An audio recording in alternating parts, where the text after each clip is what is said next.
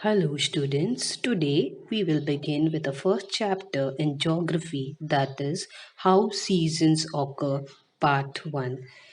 As you know, India is a land of diversity. Diversity means India has different types of languages, different type of food, different types of clothes, different landforms like the plains, plateaus, rivers. The same way, India is also diverse in its seasons. There are different types of seasons. Season is the traditional division of the year based on the unique weather conditions. The four seasons happen because of the tilt of the Earth's axis. Now, what is tilt? Tilt means the Earth moves in a slope. It's in a it has a slope where it moves towards the sun, towards a slope, a slanting position where the seasons occur.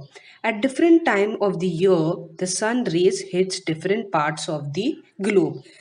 Without the tilt of the Earth's axis, we wouldn't have season. If the Earth's axis would not be tilted, that means it would not be slanting, then we would not have seasons.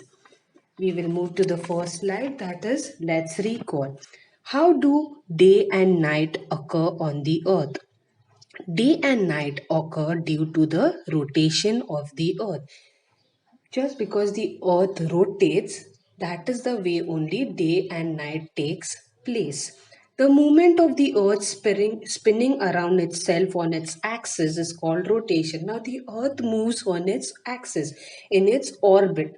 Then only it forms one rotation. Now when a rotation is completed, a day is complete. That means 24 hours are complete. You can see in the diagram given below, it rotates along its own axis. It doesn't move around in a different place. It moves around its own axis. We will move to the next slide. What term is used to describe the Earth's revolution around the Sun?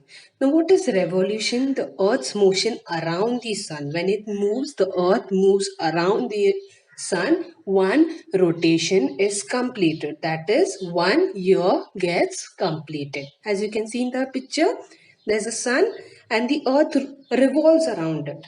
That is known as revolution. We will move to the next slide. How long does the earth take to do so? That means how long does it take to complete a rotation? It takes the earth 365 days to revolve once around the sun. When it revolves once around the sun, a year is completed. That is 365 days are completed. We will move to the next slide. In which hemisphere is our country located? Our country is located in the northern and eastern hemisphere. Now, to determine this, to see this, we need a world map. Now, India is shown in the circle. Can you see the yellow portion? That is India. India is shown in the circle. With the help of this map, we can clearly say that India is located in the northern and eastern hemisphere. I have showed you a direction picture is also there on top. You can see north, south, west, east. Now India is located where? In the northern and eastern hemisphere. We will move to the next slide. Why don't the sun rays fall perpendicular at all places?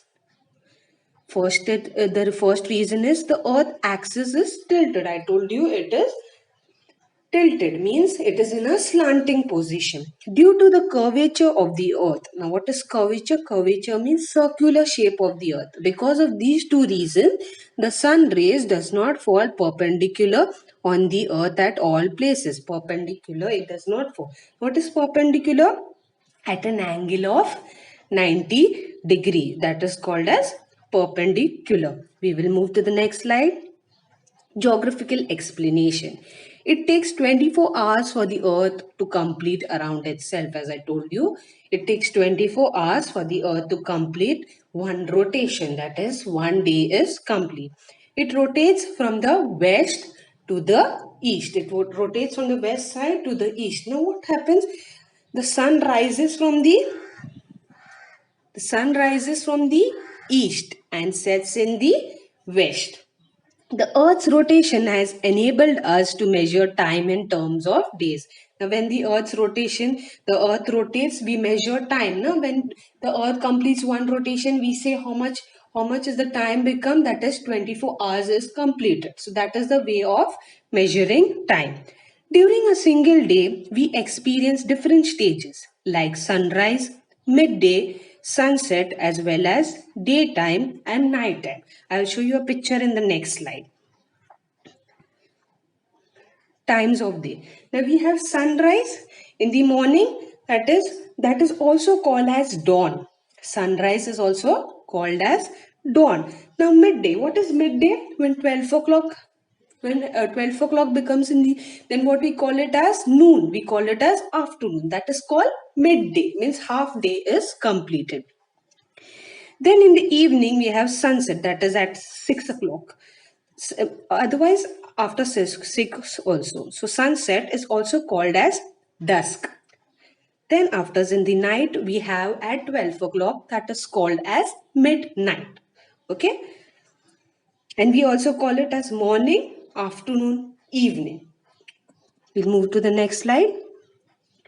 The combined effect of the inclination of the Earth's axis and its orbital motion of the Earth causes season. That means when the Earth rotates, only we will have season, and when it rotates, it should be in it is in a tilt position. That means in a slanting position.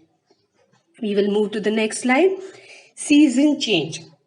Now, how does season change? How the change takes place? From this, we learn that season change throughout the year because of the way the earth moves. Now, can you see in this picture, the earth is moving. As it moving, the season changes. You can see the season is getting highlighted. As the earth moves, the season changes. The earth revolves around the sun. As it revolves, it stays on its own axis. See, when it's revolving, it's on its own axis only.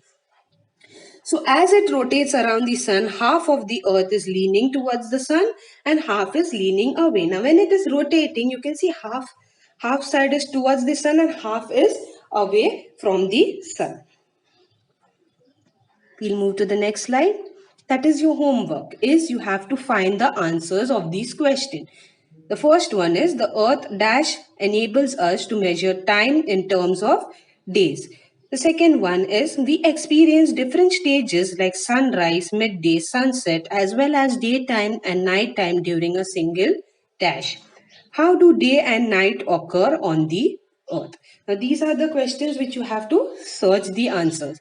Now, this was the first part of how seasons occur. This is a small part. The next part is a bigger chapter. The next part, and it's a bigger chapter. You will not have the next chapter after this. You will have it in the next semester. Okay, this is the end of your chapter. That's all for now. We will learn the next chapter in the next video. Thank you for listening, children. Goodbye. Take care.